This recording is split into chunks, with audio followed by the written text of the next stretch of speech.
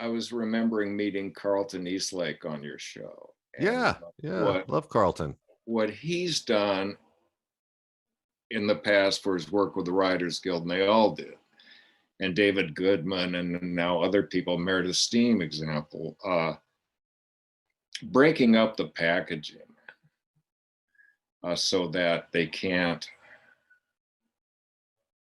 Yeah, it's weird. It was like big agency, studio, and network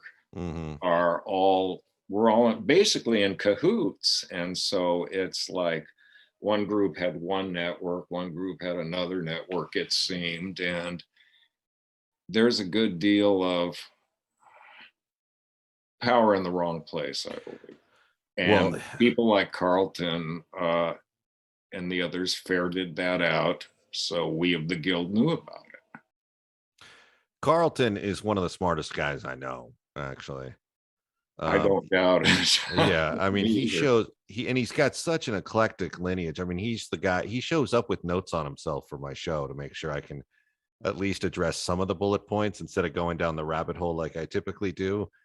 But yeah, so he was instrumental in that, huh? That was the big thing about the packaging deal and the fees the agencies were paying themselves and stuff. Yes, I remember he was discussing that on your show when I met him, and just an impressive man.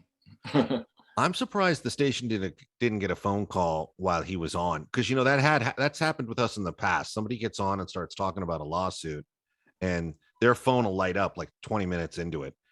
Someone somewhere calls them and says, "You're being talked about." I'm surprised Carleton was able to make all this bullet points without somebody calling us and telling us to yank him, because that's happened before. But I do love Carleton. Well, we love Tracy Gamble too, man. You guys are both legends. So in fact, I know the feeling of being yanked. yeah. Carleton always tells the story when he was working on the Equalizer, and they were excited to cast Edward Woodward because they thought he was coming off of Breaker Morant, not realizing that Breaker Morant was like a decade before. And Woodward was not young when he did Breaker Morant, and he showed up. And Breaker Morant, by the way, is one of the all-time great movies. It's one of my favorite movies. Oh, I still am trying to get my son to watch it. I've made my kids watch it when they were little.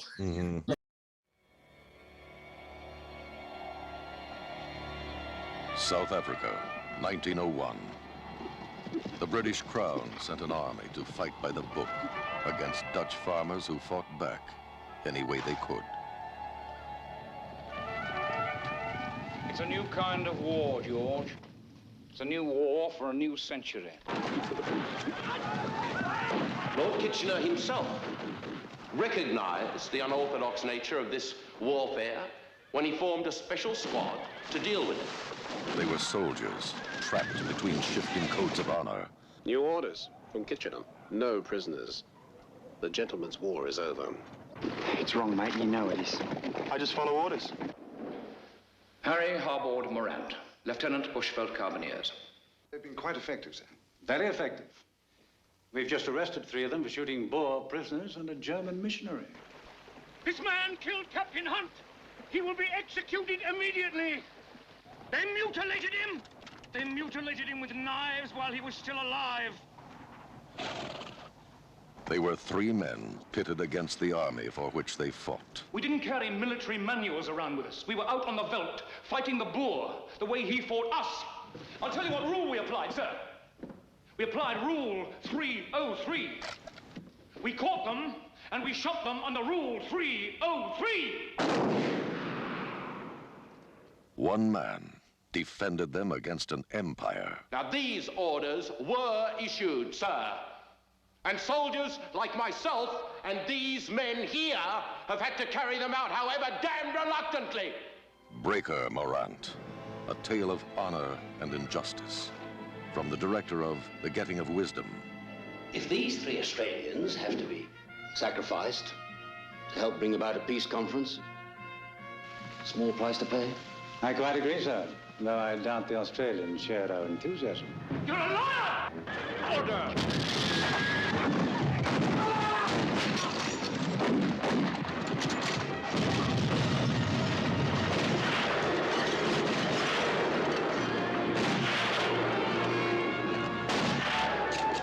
Breaker Morant.